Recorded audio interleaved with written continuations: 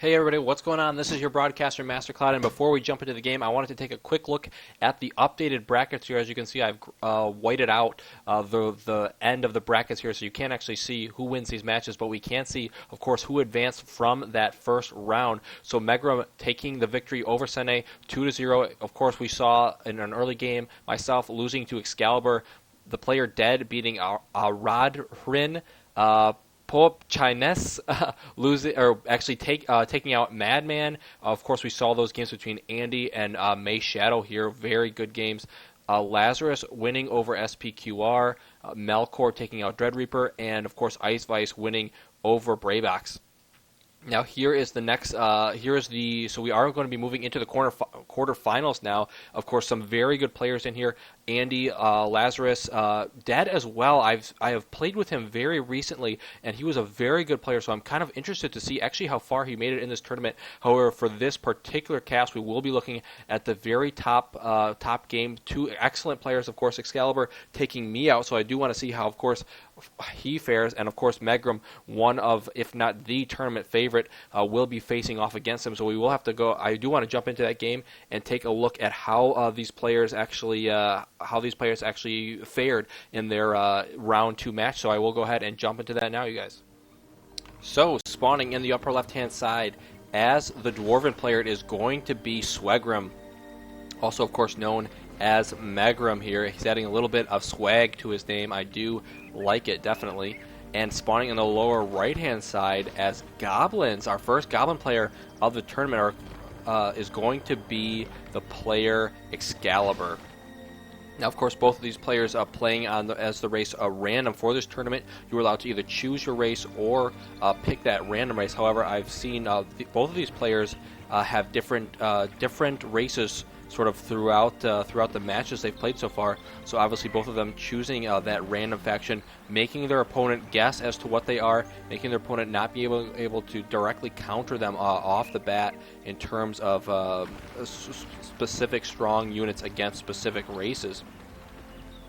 Once again, Swegrim here has that early mine up in front of the Wargler here. Actually, Swegrim, I guess last game he was dwarfs, but nevertheless, something gives me the feeling that that Swegrim, being such a strong player at this game, is more than likely to choose that random as his race. But has that early mine shaft up here next to the work pit. Will in fact, it looks like, be going for that. Is going to be producing some pikemen, some phalanxes off the bat here, is the word that I am searching for. And of course, those will fare much better against the wargs than the guardians. Not, well, yeah, definitely would say much better, and definitely much better at taking out that warglair in a more timely fashion as well.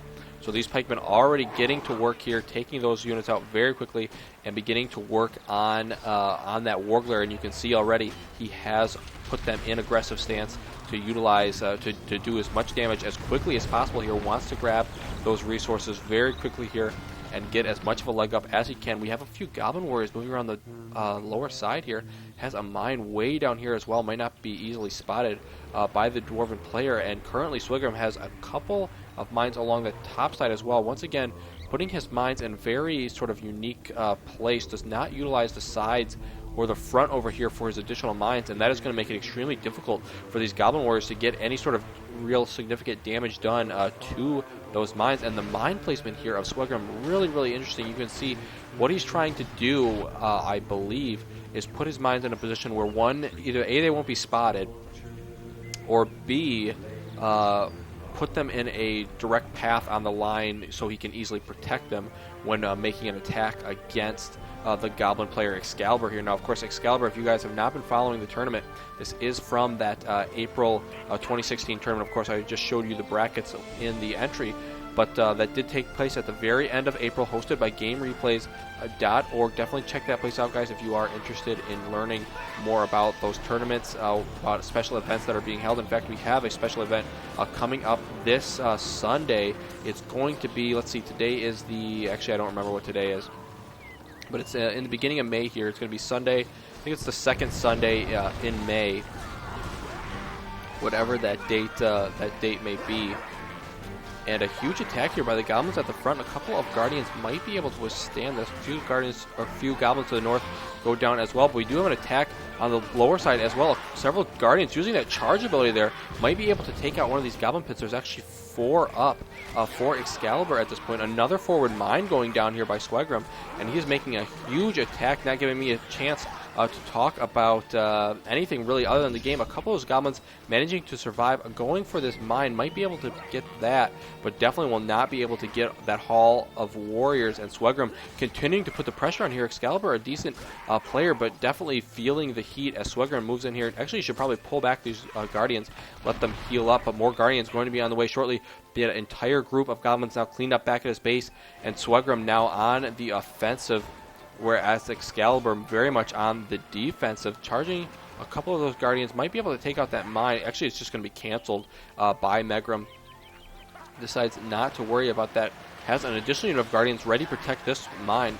It might go down here, but not before those guardians got out, and they will be able to deal significant damage to those goblins. And now moving in farther once again are these guardians. Does he have a battle wagon on the way is my question. Yes, he does. Swegrim here going for that direct counter to the goblins, getting out that early battle wagon to deal with the hordes of units on the field. And at this point, it's all Excalibur can do to keep these mines coming. He now is going for an additional spider pit to keep the goblins coming. I might have said to keep the mines coming, but it is in fact to keep the goblins coming. He's trying to out macro his opponent right now, but it's not working because these guardians are not going down. The dwarves just basically don't fall to goblins very quickly at all. He will get that builder. That's going to be a nice pickup there, but he's going to lose the majority of his troops. And now the battle wagon joining the fray will be able to take out a majority of these goblins very, very quickly. Adds the axe throwers to the back, an interesting choice. These goblins immediately retreating as soon as that battle wagon comes into view, and I would assume he is immediately going to throw down an additional layer, or not a layer, a fissure, in order to get out some pikemen. But in fact, he has not opted to do that. Is continuing to opt for those spiderlings, I guess. And he may only have one builder at this point. It looks like, yeah, that's going to be actually an extension onto his base there. The guardians here in the front looking extremely scary. A couple of units of goblins moving around the backside, but that's going to be easily picked up here by the battle wagon. There is plenty. Oh, he does have a second builder. It is over here, so that is still alive. Has plenty of resources coming in from along the bottom side there, which has not yet been touched by Megrim here. Those spiderlings now moving in, has all of these units clumped together to prevent that battle wagon from dealing a huge amount of charge through damage. But here comes a decent amount of the goblins, or a decent amount of goblins with that war chant going down, and they will be able to deal substantial amounts of damage to the guardians here, who do no longer have the support of that battle wagon. And I think, actually, even with that rally call, all of those units going to still fall to the dwarves, who are just so beefy at this point. A level 3 in here as well. Should pull that back and let it heal if he is aware of that. Actually sends it further in. I think that's a little bit of a mistake here by Megrim, but might just want not want to wait for them to reheal, and would rather just spend the money on something else. In fact, he is rebuilding that unit of guardians immediately. Now that the command points are freed up, here comes in 2 battle wagons here. This should be able to easily run through a decent amount of goblins with the spiderlings there. I think they might somewhat counter the battle wagons.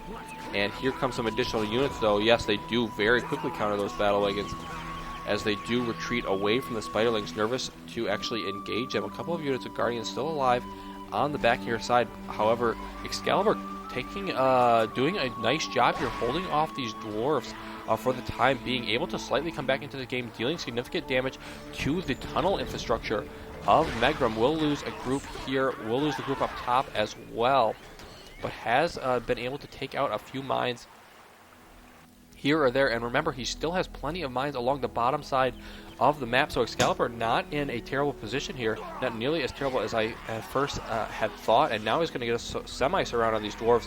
But once again, it has to retreat, has to pull back the guardians. So much health, and here comes the spider riders. This is just what he needs in order to deal with these guardians, and this run through is going to be powerful, as these guardians are not able to deal with the fast-moving spiderlings, and they will all go down, even though they are pretty high level. You got looks like 2 level 3s of units in here, and there is actually a battle at the front. More goblins taking out that mine, and Excalibur coming back, able to take out all the forward position mines. Prince Brand has joined the fray, though. That it looks like is what our Dwarven player has been saving up for. And with Prince Brand and the battle wagon with that leadership bonus, you can see by the flag in the back there, this army is looking to be pretty powerful, and I'm not sure that our Goblin player has the amount of units on the field that it would require in order to take it out. Will instead be going for this mine rather than engaging the army directly, and actually picks off that mine. So once again, Excalibur doing an excellent job here of fighting back against these dwarves. The dwarves cannot get in close enough to the fortress. He doesn't really have enough units here, I don't think, to take out the fortress.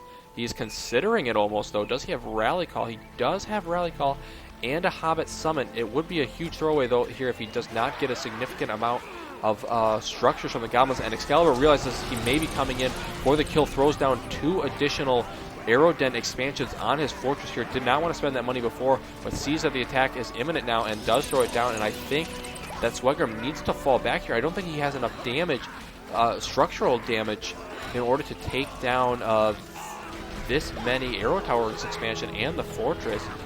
Manages to get a goblin cave here. These units so beefy, take so much damage here.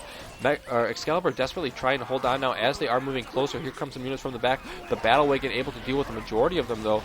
All units now being recalled back to the base to defend these arrow tower expansions, taking a little bit of damage from the dwarves in the front. He is getting off some nice hits.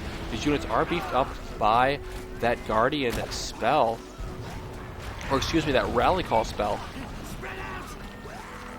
And the battle wagon clearing up all the small amount of goblins that are on the field here in the front. But I think now that a majority of those buildings has gone down, our Dwarven player is slightly falling back. I don't think he has enough to deal with the actual fortress. Still able to hold his position here, though. Right next to the fortress, Prince Brand now up to almost level 4. Is going to get there very shortly. Additional unit of spiderlings are now out on the field. Will begin to chase down that battle wagon.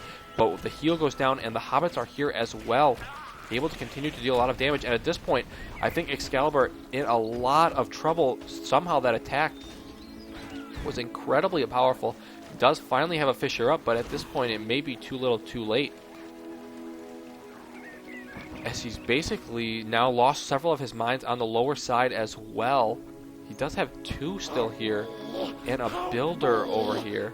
We do actually hear Gollum going down, the battle wagon picking up the ring for itself here. That's something you see every day. He's going to have to cancel that mine, and now he has basically been stuck into a position where he's not making a large degree of income, something the goblins desperately need. He doesn't have a large degree of structures. He's got 2 goblin caves. 1 fisher is actually building those half-troll swordsmen. A costly expense, though,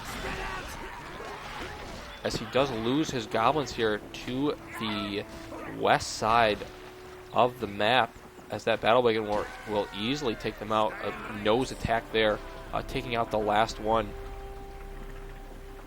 And Glowin now out as well, so we have 2 heroes out for our Dwarven player. A little bit different from the last games that I've casted that involved both Andy and May Shadow, both of whom did not go for any heroes. We see Megrim here actually going for 2 heroes in the Dwarven army. Glowin, of course, being produced for that structural damage, as he is very powerful against structures. And with this huge of an attack force in front, I think he can just ignore the heroes here, or the attack here from our Goblin player, as Prince Brand tries to deal with it, and he is moving in for the kill. I think our Goblin player needs to pull back here and defend, but I don't know if he has enough units to actually defend against this many dwarves, which are now moving in, dealing significant damage to that fissure very quickly. In fact, it will go down almost instantaneously, and now these dwarves moving in to finish off the remainder of these buildings. We'll begin working on the arrow tower expansion first. Glowin taking a lot of damage, down to half health. Does he have heal available? Not quite yet, but he has the 15 power available, and we'll actually have to see if he utilizes this immediately. I would expect him to.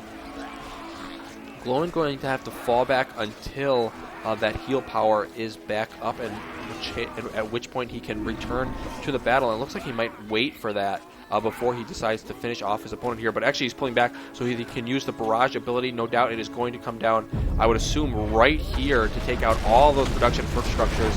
And that is going to be a significant blow. Really a game-ending blow, I think, to Excalibur, who now realizes he has indeed lost this game, no doubt. And I would not be surprised to see him GG out here almost immediately. So it looks like game one here going to go to Megrim, one of the tournament favorites for sure, and does manage to take out Excalibur here in game one. We will stay in the game and continue to watch until Excalibur actually leaves the game and it is, in fact, finished. But guys, definitely stay tuned for Game 2. We will continue to follow these players and see which of them can advance to the semifinal round. As both of these players quite skilled, but at this particular battle, it is going to be Megrim who takes the victory, and Excalibur has been defeated. Guys, I hope you have enjoyed this cast. Definitely more to come. Please like, comment, and subscribe as always. Master Cloud signing out.